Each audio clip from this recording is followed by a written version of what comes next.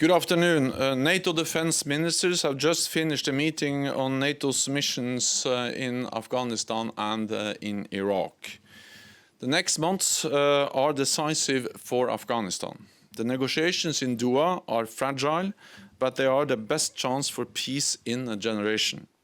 And all Afghans should seize this historic opportunity.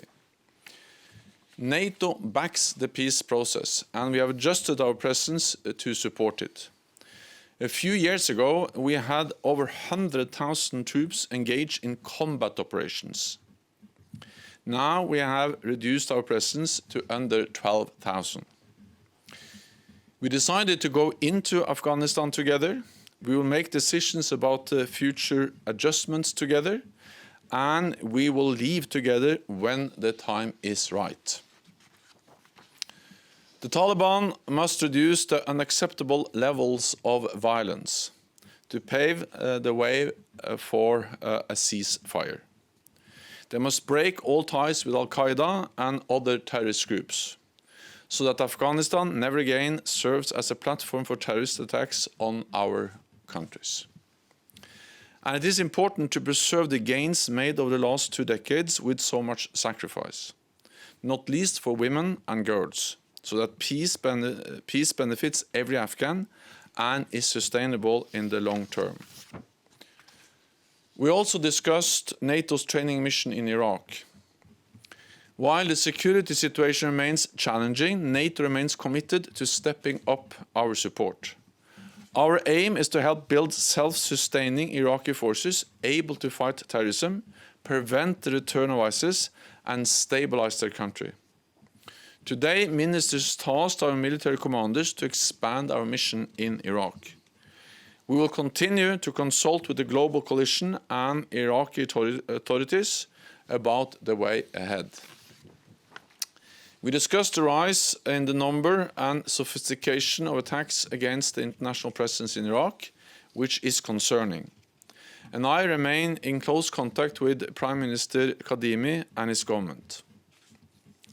Finally, NATO ministers marked the 20th anniversary of the adoption of the UN Security Council Resolution 1325 on women, peace and security.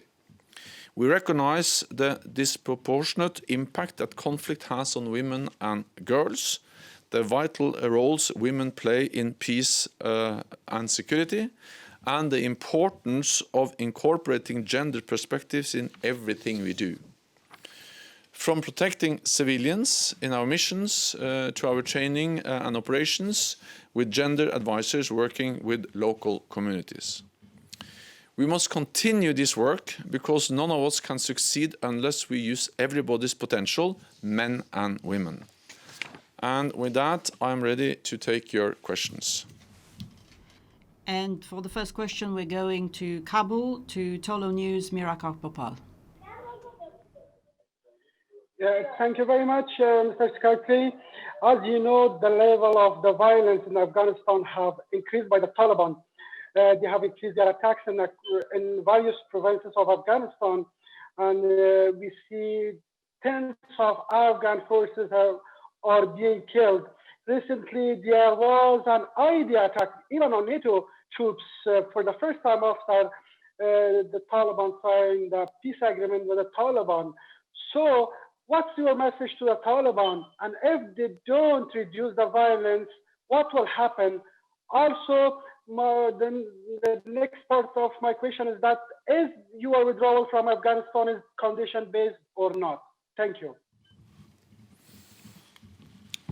The attack on the NATO forces demonstrates that the situation in Afghanistan remains difficult and challenging, including for the NATO mission there.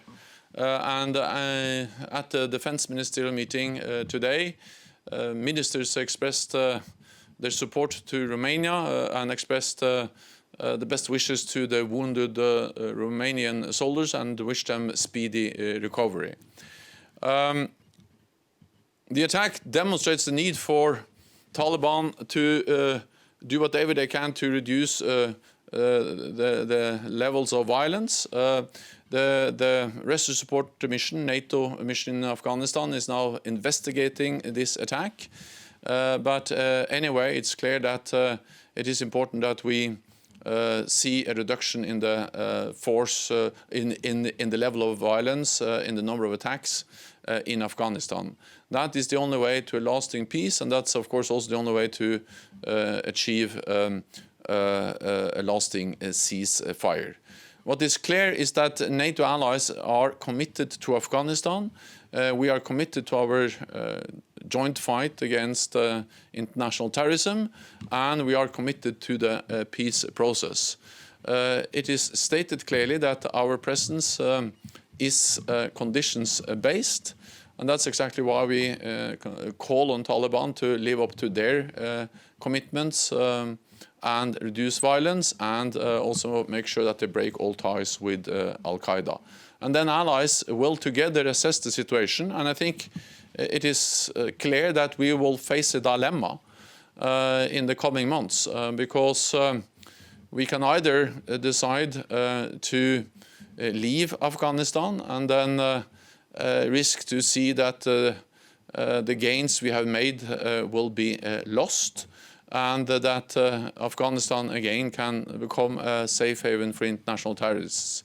Or we can decide to stay, but then of course risk to continue a long-term commitment in Afghanistan, and also continue to face intensified fighting with Taliban. So this is a dilemma we will face as an alliance. We will discuss and assess the situation together and then make our decisions. For the next question, we go to London. Nick Fiorenza from Jane's Defence. Hello. Yes, thanks for taking my question. I had a chance to look at some of the figures on defense spending and was just wondering, first of all, I've asked you this before, but time has passed since then. Do you think that COVID-19 could have an impact on the increase in defense spending? I mean, we see some countries already reducing defense spending as a result of COVID-19. And then a second question, something that came up since I submitted that subject as a question. What is your reaction to President Erdogan's confirmation that the S-400 has actually been tested by Turkey? First, on the defense spending figures, the figures we published actually this week, updated figures for defense spending for all NATO allied countries, they confirm that all allies are increasing defense spending, and all allies are investing more in defense. And we have no indication that this will change. Actually, we expect the trend to continue, that allies will continue to invest more in defense, and that's also what they have submitted to us in their different national plans. Then, of course, I understand that it is difficult to invest in defense in the midst of a health crisis, the COVID-19 pandemic. At the same time, we all know that the threats and the challenges that made us make the commitment together, all allies, to invest more, those threats and challenges have not disappeared. They are still there. So the reason why we committed to invest more are still there, and that's the reason also I urge allies to continue to make good on their promises. And second, we also seen during the pandemic that the military, they are playing a key role in providing support to the civilian health services in coping with the pandemic. NATO provides support, we provide support to allies. Just today it was announced that NATO and NATO allies will provide medical support to the Czech Republic with ventilators, but also with the medical military personnel.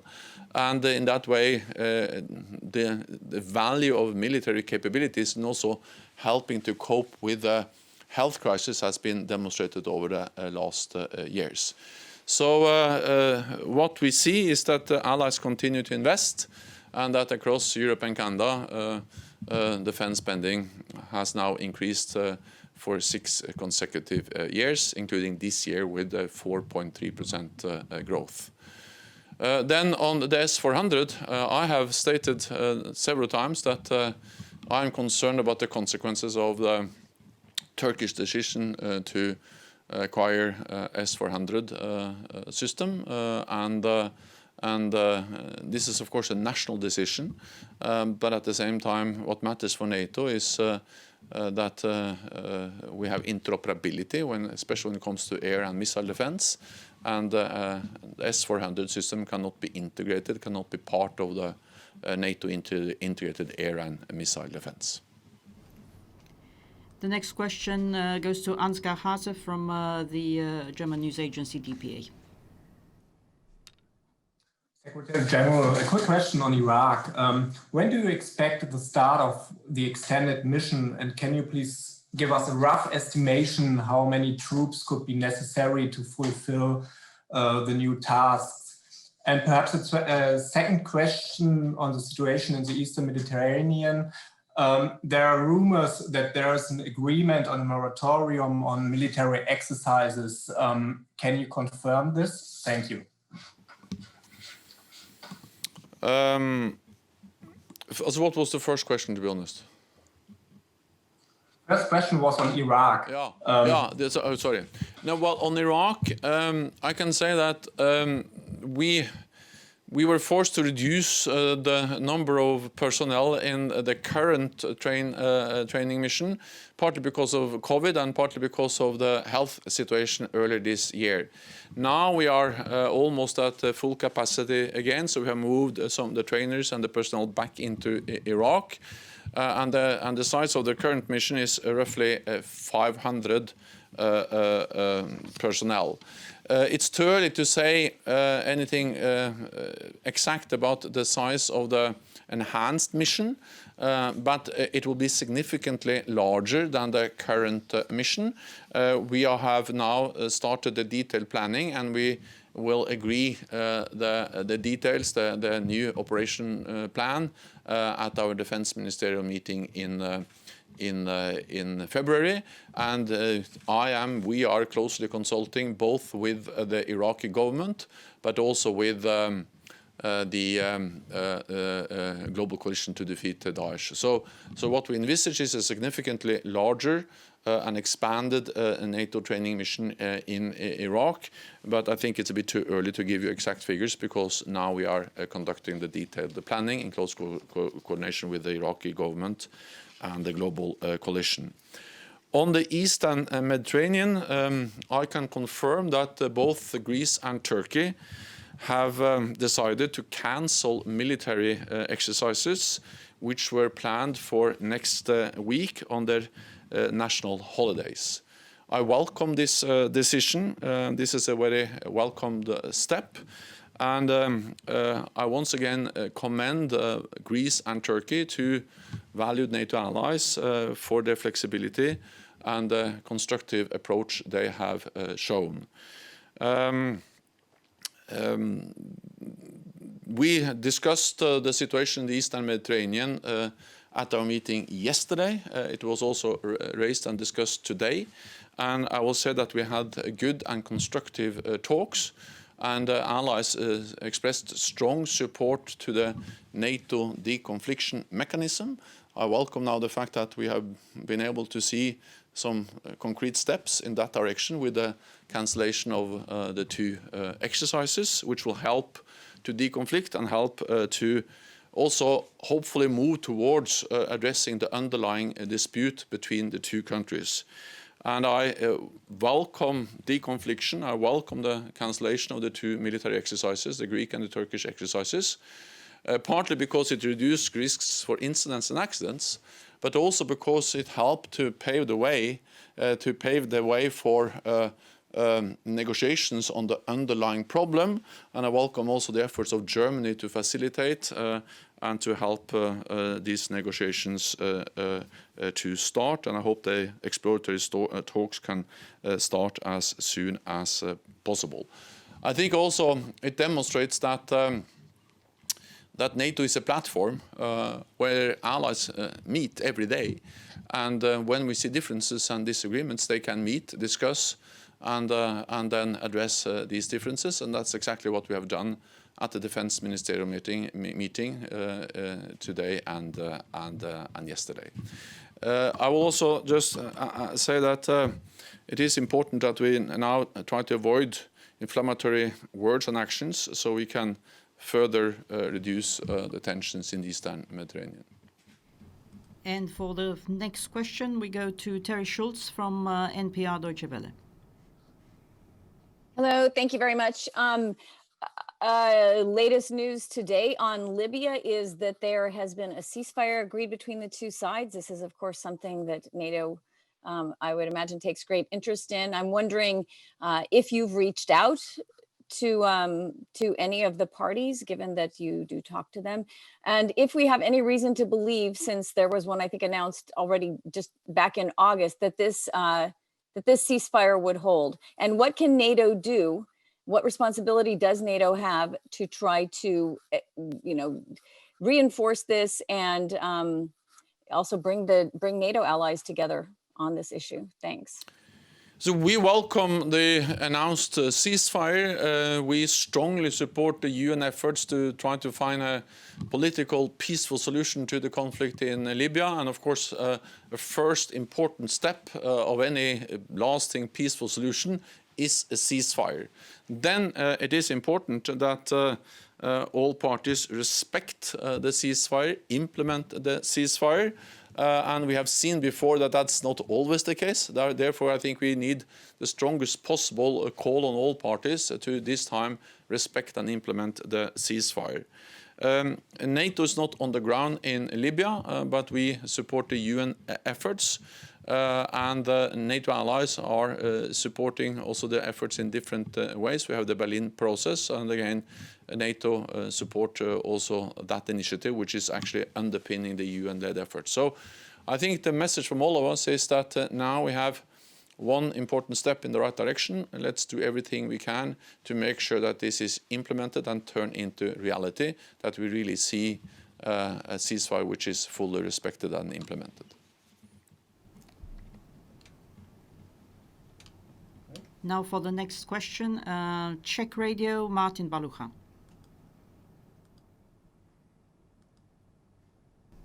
The next question then, we seem to be having some problems with Martin, so we're going over to Lailu Masadid from Afghan Voice. Thank you very much.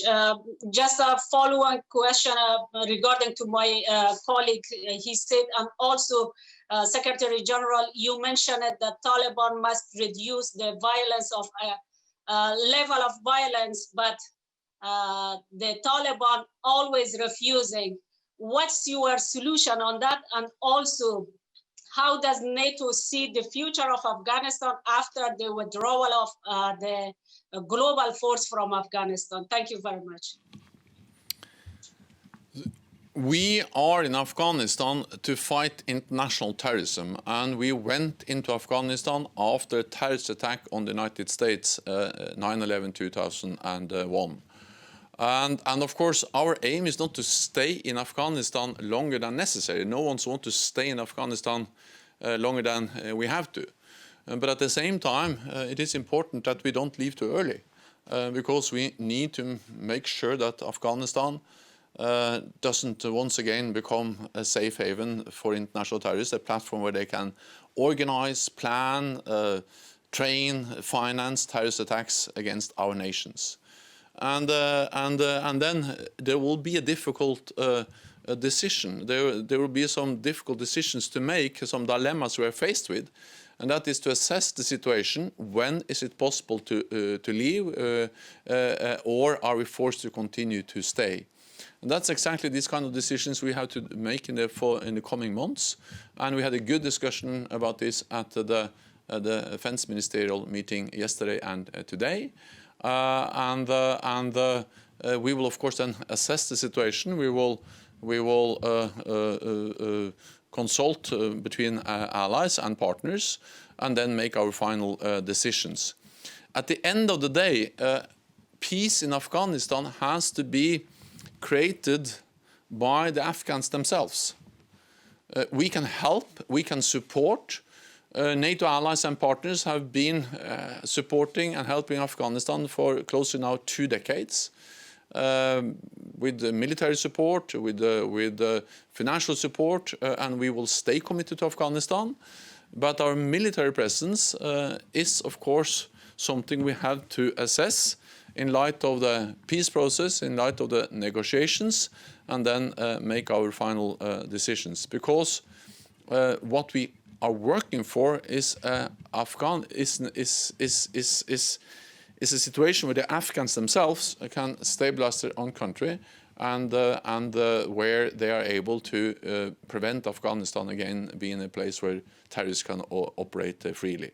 So these are the dilemmas, these are the decisions we have to take in the coming months, and we have started that discussion now in NATO.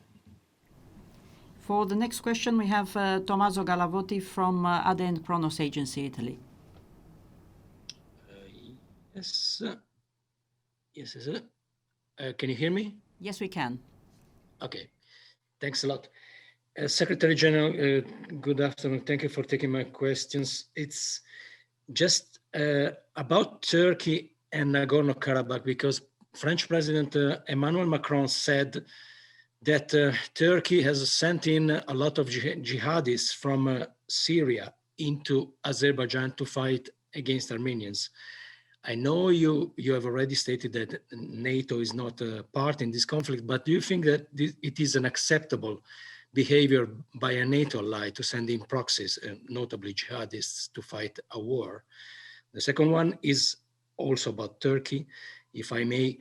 Erdogan sent once again the ship Orocrace in Castellorizo, in near Greek waters. I wonder if you have anything to say about this development.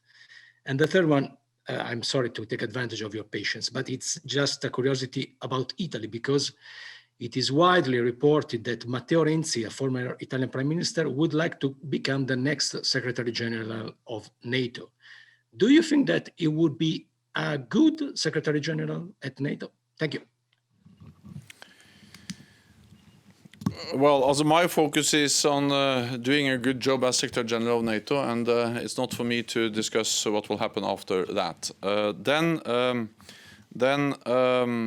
the Orocrace, also, I believe it is important to avoid actions which can exacerbate the situation in the Eastern Mediterranean.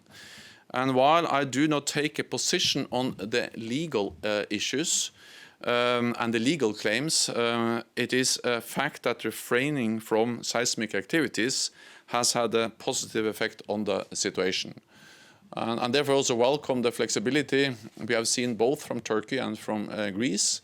And the announcement Greece and Turkey made in the meeting today, that they have cancelled their respective military exercises next week.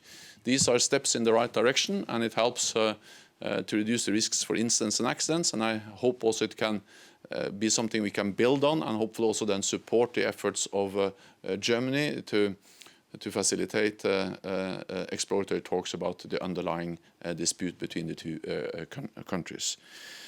Nagorno-Karabakh, we are extremely concerned about the situation. We call on cessation of all hostilities.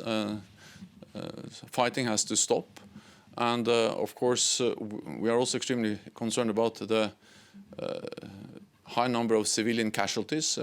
Any targeting of civilians is absolutely unacceptable and violating international law. NATO is not part of this conflict. We support the efforts of the Minsk group to find a political solution. In the meantime, we convey a very strong message about the need to stop all fighting and then look for a diplomatic, peaceful solution. So we'll try to go for the final question, to go once again to Prague, to Martin Balucha from Czech Radio. Martin, I hope you've unmuted your microphone. Please go ahead. Good afternoon. Can you hear me now? Yes, we can. Thank you very much for having me. NATO decided today to provide ventilators to Czech Republic in fight against the COVID-19 pandemic. Could you please briefly recapitulate how many ventilators will NATO provide? What form will provide? Will it be a loan or a donation? When those ventilators will arrive to Czech Republic? You were also speaking about military presence, NATO military presence in Czech Republic. Could you elaborate briefly on this? And the last question, will NATO provide a similar kind of help to other members of the alliance? Thank you very much. The Czech Republic asked for 60 ventilators, and we will provide 60 ventilators, and they will arrive very soon, as far as I am informed. We will also provide from NATO allies some medical personnel. The US have announced that they will send some medical personnel, and I think also other allies are looking into that. This is part of a joint effort where NATO allies go together, and we also have a coordination center for responding to disasters, natural disasters, including health or pandemics. And we have used this mechanism throughout the crisis to mobilize support from allies to other allies and partners.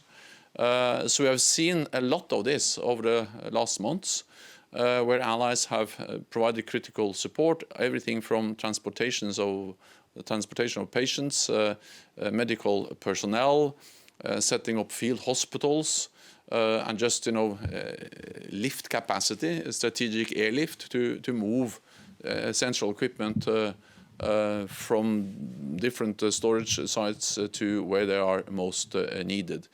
All allies are affected by this pandemic, but not all allies are affected in the same way at the same time. And of course, some allies have more capacity than others. So the fact that we are helping each other increases the total capacity of NATO allies to respond to this health crisis. It also demonstrates that throughout the alliance, the military is playing a key role in helping the civilian efforts to fight the pandemic, COVID-19. So I welcome what we also see when it comes to support for the Czech Republic. This donation, which is a donation and not a loan, is made from our stockpile, which we have established, and the United States and Hungary have provided ventilators to the stockpile.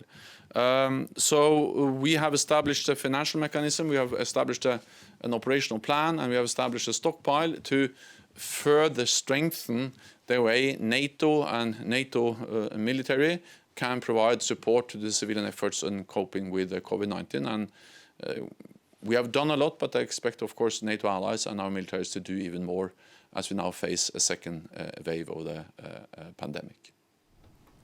Thank you very much, Secretary General. This concludes this press conference ending the meeting of NATO defense ministers.